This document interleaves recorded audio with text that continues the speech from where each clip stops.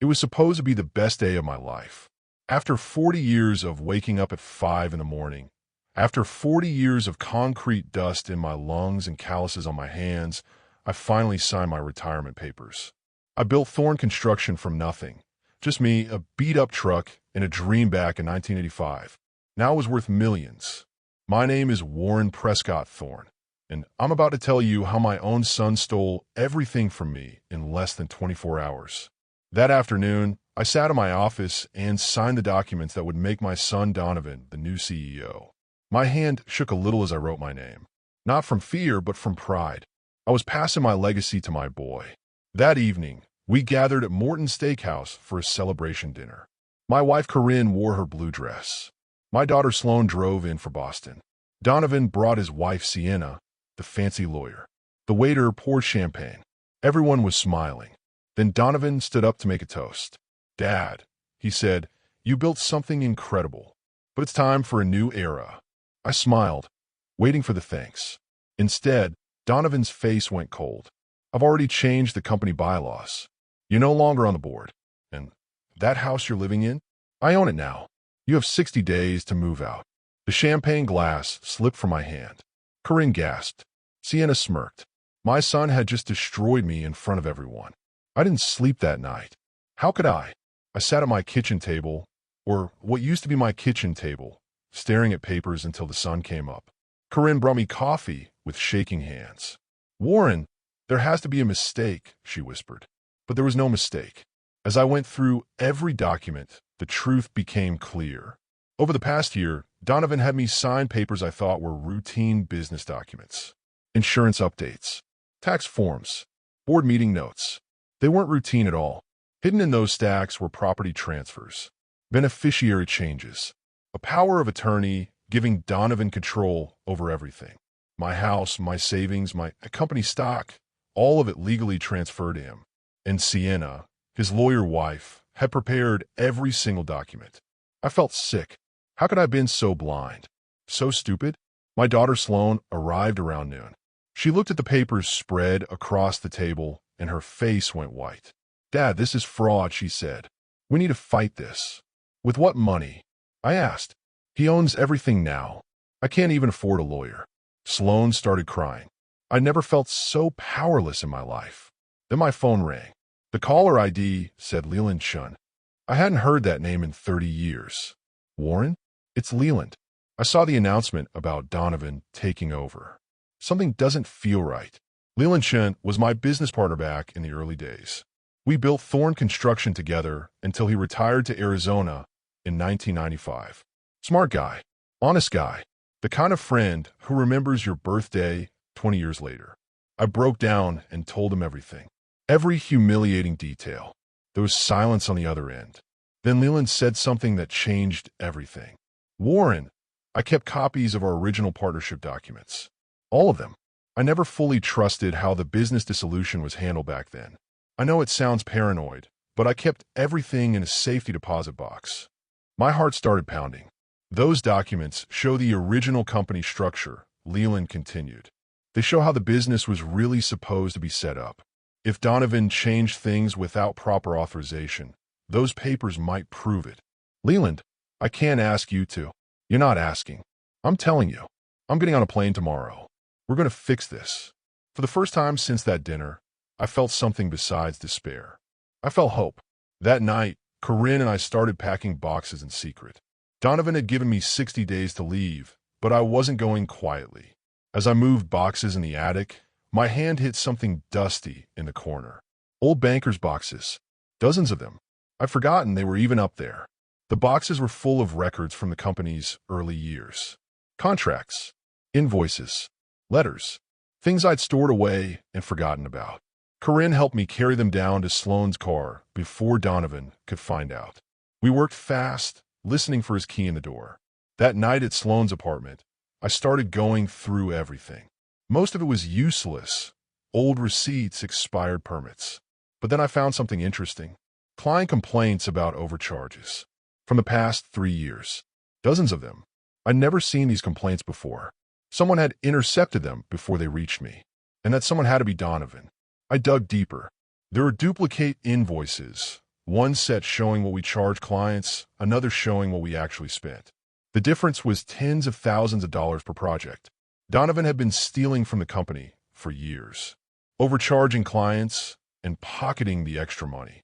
"This is evidence of fraud," Sloan said, reading over my shoulder. But the biggest discovery was in the last box. My original will and trust documents from 1998. The real ones. According to these papers, my estate was supposed to be split equally between Sloan and Donovan. The house was supposed to stay in a family trust. None of it could be transferred without approval from both kids and my lawyer. Donovan's estate planning story was complete fiction. I finally had ammunition to fight back. Francine Holbrook's office smelled like old books and lemon furniture polish. She was 76 now, semi-retired, but her eyes were still sharp behind those thick glasses. She'd been my lawyer when I started the company 40 years ago. Drew up all the original documents. She knew every detail of how Thorne Construction was built. I spread the papers across her desk. The transfers, the power of attorney, the forged estate planning documents. Francine went pale. She picked up one document, held it to the light, then set it down carefully. "Warren, do you see this watermark?" I squinted. There was a tiny logo in the corner. "That's from Blackwell and Associates, Sienna's firm." Francine's voice was tight. "I know these people. They've been investigated twice for elder exploitation, taking advantage of older clients, getting them to sign away assets. Nothing ever stuck because the victims were too scared or too broke to fight back." She looked at me. "But you're going to fight, aren't you?" "I don't have money for a lawyer," I said quietly. Francine smiled. It wasn't a nice smile. It was the smile of someone who'd been waiting for this moment. "You don't need money. I'm taking this case pro bono. I've been waiting years to nail Blackwell and Associates. Your son just handed me the ammunition I needed." She pulled out a legal pad and started writing. "We're filing an emergency motion tomorrow morning. Elder abuse, fraud, undue influence. We're going to freeze every single thing Donovan thinks he owns." For the first time in days, I smiled. The motion hit Donovan like a freight train. Francine filed it at 9 in the morning. By 10, Donovan's lawyer called him in the middle of a client presentation. By 11, a judge had frozen his access to all major company decisions for 30 days, pending investigation. Donovan couldn't sell anything, couldn't make any big contracts, couldn't touch the money he'd stolen. He was furious. That evening, someone pounded on Sloan's apartment door. I knew who it was before I opened it. Donovan stood there, face red, tie loosened. He pushed past me into the apartment. "What the hell are you doing?" he shouted. "You're making us both look bad. Just accept that it's over and move on." "Move on." I stayed calm. Francine had coached me. "You stole my company, my house, everything I built, and you want me to just move on?" "I didn't steal anything. You gave it to me. You signed the papers. Papers you hid in stacks of other documents.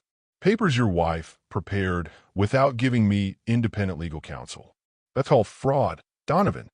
His eye twitched. "Drop this lawsuit, or I'll destroy what's left of your reputation. I'll tell everyone you're senile, that you can't handle your own affairs. I'll make sure no one in this industry ever respects you again." I looked at my son, really looked at him, and I realized I didn't recognize him anymore. "Get out," I said quietly. Donovan stormed toward the door. But before he left, I saw something in his eyes I'd never seen before. Fear. Word spread fast in the construction world. The crew knew something was wrong. 3 days after the court order, I got a call from Miguel Reyes. He'd been my foreman for 22 years. Helped build half the buildings in this city. "Mr. Thorne, can we meet?" "Somewhere Donovan won't see." We met at a diner on the edge of town. Miguel brought Darnell Jackson and Clarence Wright, 2 other guys who'd been with me since the beginning. They looked nervous. "Mr. Thorne," Miguel said quietly, "we know what happened, and we need you to know something. Everything's falling apart under Donovan." Darnell nodded. "He cut corners on the Riverside project, used cheaper materials than the contract specified. The building inspector almost shut us down. 3 guys quit last month," Clarence added. "Good guys. They said they couldn't work for someone who treats people like garbage." Miguel pulled out a folder. "We've been documenting everything. Safety violations, contract breaches, Client complaints.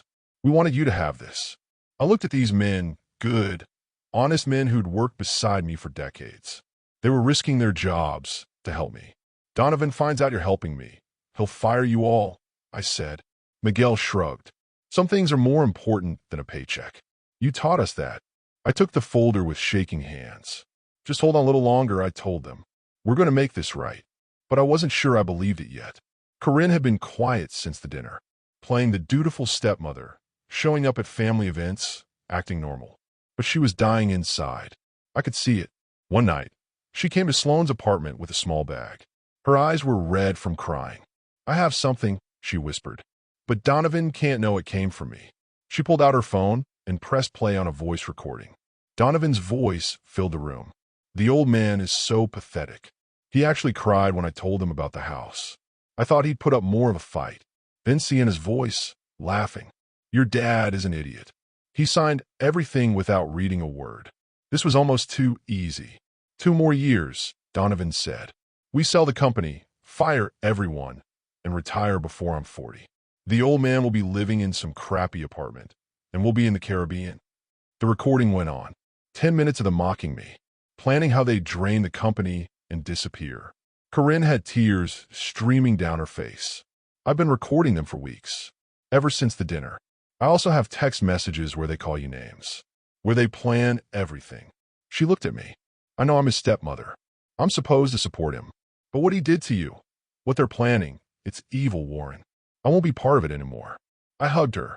Donovan doesn't know you're helping me. He thinks I'm on his side, that I'm too weak to do anything. Francine was going to love this evidence. The client revolt started with one phone call.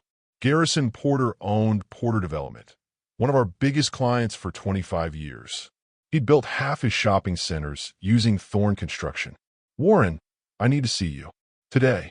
We met at his office downtown. Garrison looked angry. I heard about what Donovan did to you, he said.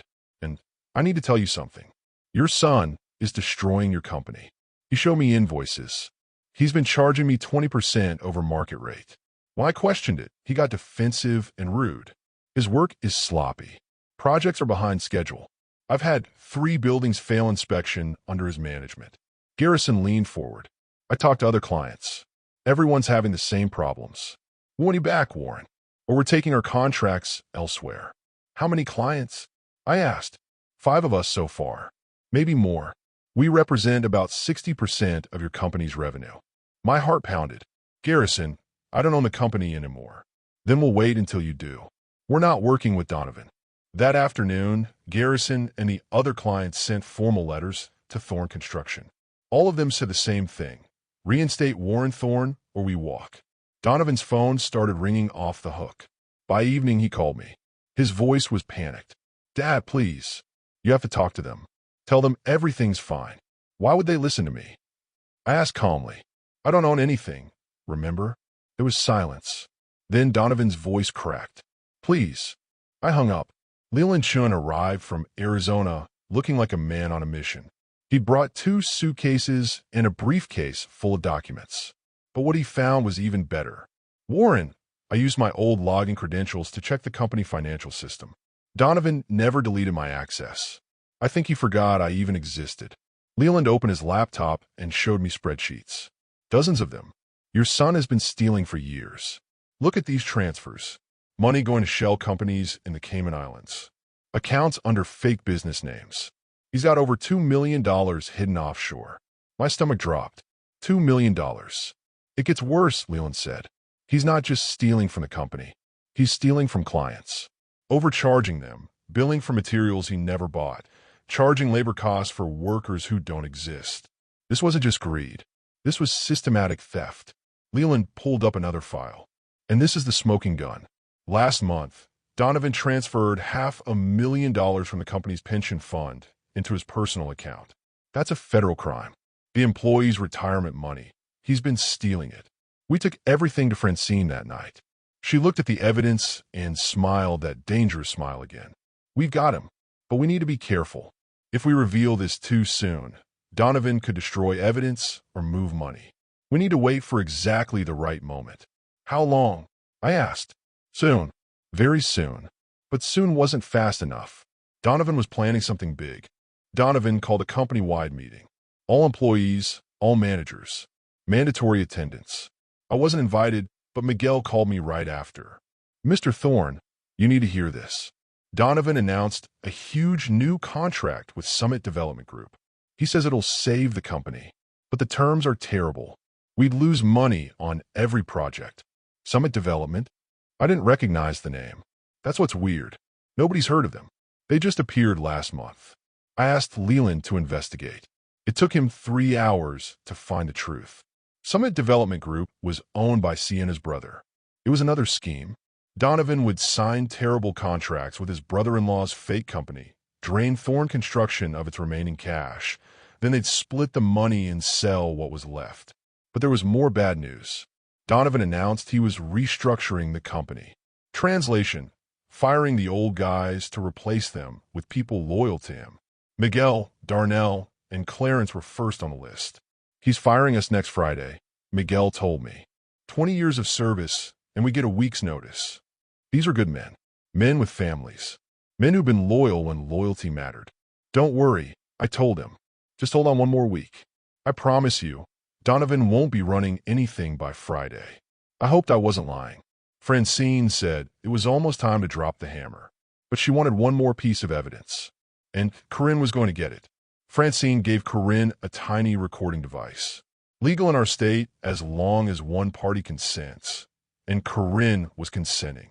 She invited Donovan and Sienna to dinner at their house. My house. She made his favorite meal, opened expensive wine, acted like everything was normal. And she got him talking. 3 glasses of wine in, Donovan started bragging. "You know, the old man was so easy to manipulate. I've been planning this for 5 years. Every time I visited, I'd bring routine papers for him to sign. He never read a single one." Sienna laughed. "Your dad is so trusting. It's pathetic. In 2 years, we sell the company for 10 million minimum. Maybe 15. Fire everyone, take the cash, and we're done. Let the old man live in some cheap apartment. He'll probably die soon anyway." Corinne asked quietly, "Doesn't it bother you? He's your father." Donovan shrugged. He was too weak to do what needed to be done. Someone had to take control. Besides, he would have lost the company eventually. At least this way, the money stays in the family. "My family," Sienna corrected. "Don't forget who made this possible." They laughed together, mocking me, mocking everything I built. The recording was 90 minutes long. When Corinne brought it to us that night, she was shaking. "I can't believe I'm married into this family," she whispered. "I'm so sorry, Warren." Francine listened to the whole thing. Then she looked at me. "We have everything we need. Tomorrow we end this." Donovan called an emergency board meeting to approve the Summit Development contract. He'd replaced most of the old board members with his friends, people who'd vote yes to anything. He didn't expect me to show up. But when those boardroom doors opened, there I was, with Francine, Leland, and a lawyer from the district attorney's office. "This is a closed meeting," Donovan said, face going red. "You're not on the board anymore." "Actually," Francine said, "we have a court order allowing Mr. Thorne to attend, because this company is under investigation for fraud." She dropped a stack of documents on the table, 3 inches thick. These documents prove that Donovan Thorne had his father sign property transfers and power of attorney documents under false pretenses. The papers were hidden among routine business documents. Warren Thorne never had independent legal counsel.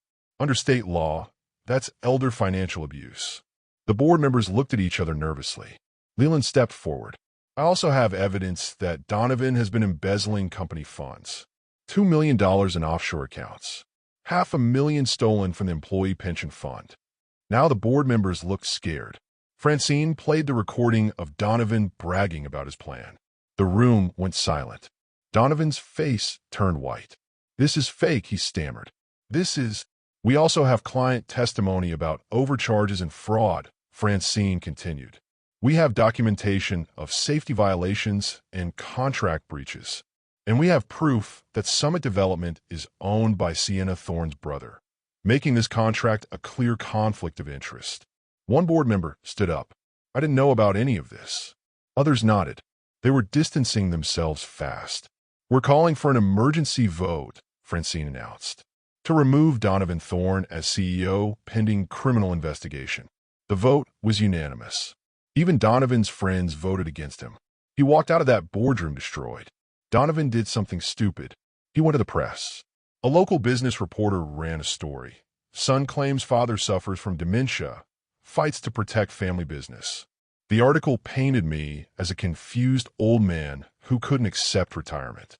Donovan played the concerned son, tearfully saying he was only trying to protect me. It was a brilliant move, or it would have been if it were true. Within hours, the reporter's email and phone exploded. Garrison Porter sent a statement. I've known Warren Thorne for 25 years. His mind is sharp as ever. His son, however, has been defrauding clients. Miguel, Darnell, and Clarence all called the reporter.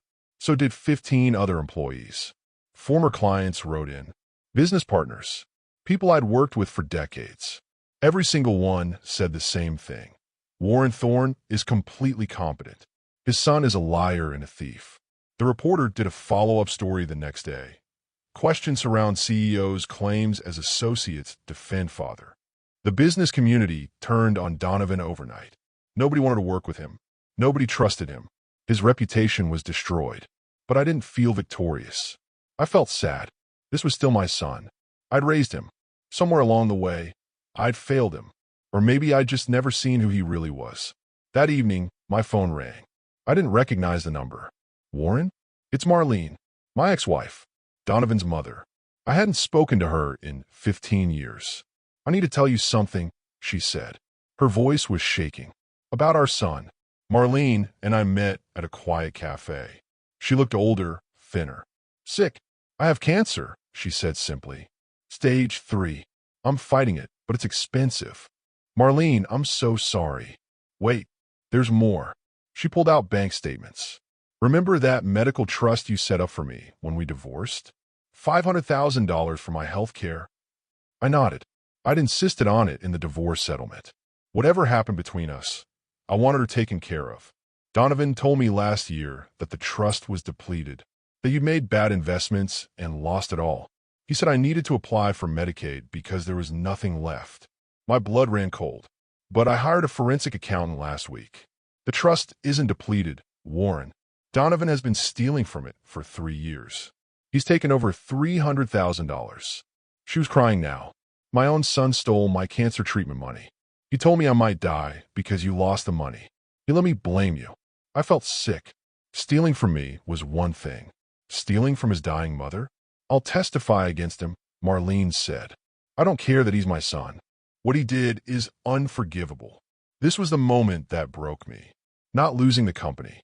Not losing the house, but seeing that Donovan would steal from his own mother while she fought cancer. What kind of person does that? Francine filed additional charges the next day. The evidence was overwhelming. Donovan was facing serious prison time. The FBI got involved. Once they saw the offshore accounts and the pension fund theft, this became federal. Francine filed criminal charges, fraud, elder abuse, embezzlement, theft from employee retirement funds. She also filed a civil lawsuit to void every document Donovan had me sign and restore my ownership. Donovan's lawyer, not Sienna, she'd suddenly become unavailable, told him the truth. He was looking at 15 years in federal prison. For the first time, Donovan realized he might actually lose everything. His lawyer came to us with a plea deal. My client is willing to resign immediately. He'll return 80% of the stolen money. He'll sign the company back to Warren. He'll plead guilty to reduced charges in exchange for probation and restitution. No jail time. Francine looked at me. It's your call. I was exhausted. Heartbroken. I just wanted it over. Take the deal, I said quietly. We signed the settlement agreement the next week. Donovan recorded a public apology video. He seemed genuinely sorry, calling himself ashamed and deeply regretful. The company was mine again. The house was mine again. I moved back in 3 days later. Everyone told me I'd won, but something felt wrong. Francine felt it too. This was too easy, she said. Donovan gave up without a real fight. Maybe he finally realized what he'd done, I suggested. Maybe, Francine said, but she didn't sound convinced. She was right to be suspicious. 1 week later, Leland discovered the truth. "Warren, you need to see this right now." Leland's voice on the phone was urgent. I drove to his hotel immediately. He had his laptop open, showing email exchanges he'd found buried in the company server. Emails between Donovan and someone named Robert Hartwell, owner of Hartwell and Sons Construction, our biggest competitor. "Donovan's been talking to them for months," Leland said. "Look at this email from yesterday." I read it. My hand started shaking. Donovan was planning to start a rival company. He'd already copied our entire client list, our project management software, our proprietary bidding systems. Everything. The email said, "Once the settlement is final and my father thinks he's won, I'll launch Hartwell Thorne Construction. We'll undercut every one of his bids. We'll steal his clients. Within a year, the old man's company will be bankrupt, and he'll have nothing." There were dozens of emails, Donovan planning every detail. The apology was fake. The remorse was an act. He was planning to violate the non-compete clause the moment the settlement was signed. He was betting I'd be too tired, too broken, to fight again. "There's more," Leland said grimly. "Sienna's involved too. She's been advising him how to hide assets and structure the new company to avoid legal liability." I felt something inside me snap. Not anger. Something colder. "Call Francine," I said. "Tell her we're not done yet." Francine smiled when she heard. That dangerous smile. "The criminal charges were deferred pending good behavior," she said. "Not dropped. Deferred. If Donovan violates the settlement agreement, all the original charges come back. Can we prove what he's planning? Better than that, we can catch him in the act." We set a trap. I called Donovan a few days later, asked to meet for coffee, told him I wanted to talk about healing our relationship. Donovan agreed immediately. He thought he'd won. At the coffee shop, I played my part perfectly. I looked tired, defeated, sad. "I know I can't change what happened," I said quietly. "But you're still my son. I don't want to die with this between us." Donovan's face softened. "Dad, I'm so glad you called. I've been feeling terrible about everything. Maybe we could stay in touch? Maybe have dinner once a month. I'd like that." He actually sounded sincere. What Donovan didn't know, I was wearing a wire. And in the parking lot, FBI agents were watching. Later that day, Donovan met with Robert Hartwell at a restaurant downtown to finalize their plans. They were going to sign partnership papers, transfer the stolen software, set up the new company. The FBI was watching that meeting too. Francine had worked with federal prosecutors to get a warrant. The original fraud charges had never been fully dropped, just deferred pending good behavior. Violating the settlement agreement and stealing trade secrets meant no more good behavior. When Donovan and Hartwell signed their partnership agreement, FBI agents walked into the restaurant. "Donovan Thorne, you're under arrest for violation of settlement agreement, theft of trade secrets, and fraud." Donovan's face went white. He looked around frantically. That's when he saw me standing outside the restaurant window, watching. Our eyes met for just a moment. Then the agents took him away. Sienna was arrested an hour later at her law office. The trial was quick. The evidence was overwhelming. Donovan had violated the settlement agreement before the ink was even dry. He'd stolen proprietary software. He'd planned to destroy my company from the inside. The judge wasn't sympathetic. "Mr. Thorne, you were given a generous plea deal. You were given a second chance. Instead of accepting responsibility, you immediately resumed your criminal behavior. You've shown no genuine remorse whatsoever." Donovan was sentenced to 18 months in federal prison for the fraud charges. Another year for the trade secret theft. The sentences would run consecutively. Sienna got 2 years and was disbarred. Her law firm settled with multiple elder abuse victims for millions. Robert Hartwell faced charges for conspiracy. His company closed within 6 months. Standing in that courtroom, watching my son in handcuffs, I felt empty. This wasn't victory. This was tragedy, but it was also justice. After the sentencing, Marlene touched my arm. "Thank you for not giving up, for fighting when I couldn't." "How are you doing?" I asked. "The cancer." "In remission. The trust money you recovered paid for the treatment I needed." She smiled sadly. "You saved my life. Our son tried to end it."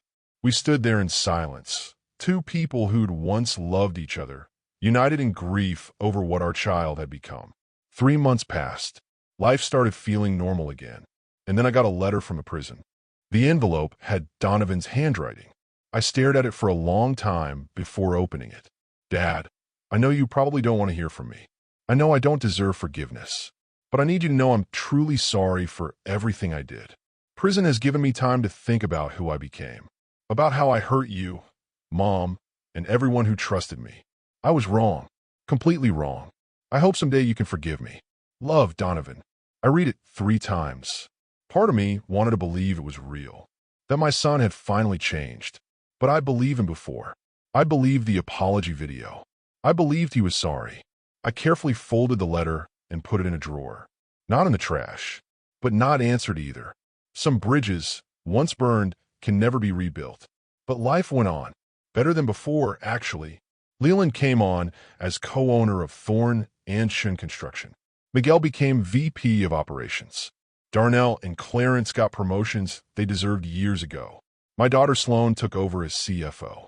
She was brilliant with numbers, just like I'd been at her age. We established the Marlene Thorne Foundation to help victims of elder financial abuse, to make sure what happened to me never happened to someone else. Corinne and I renewed our wedding vows in our backyard. All the loyal employees came. Miguel gave a speech that made me cry. The business was thriving. We'd won back every client Donovan lost. We'd hired young people to learn the trade. We were building something that would last. Last week, I turned 69. We had a small party at the office. Nothing fancy, just good people who'd stood by me. As I looked around at faces I trusted, at the company I'd built twice now, I realized something. Donovan took everything from me. But in doing so, he showed me who my real family was. Not the people who share my blood, but the people who stood beside me when it mattered. At 68, I'd lost everything. At 69, I'd built something better. That's how you win. Not by never falling, but by standing back up stronger than before. And I was finally at peace.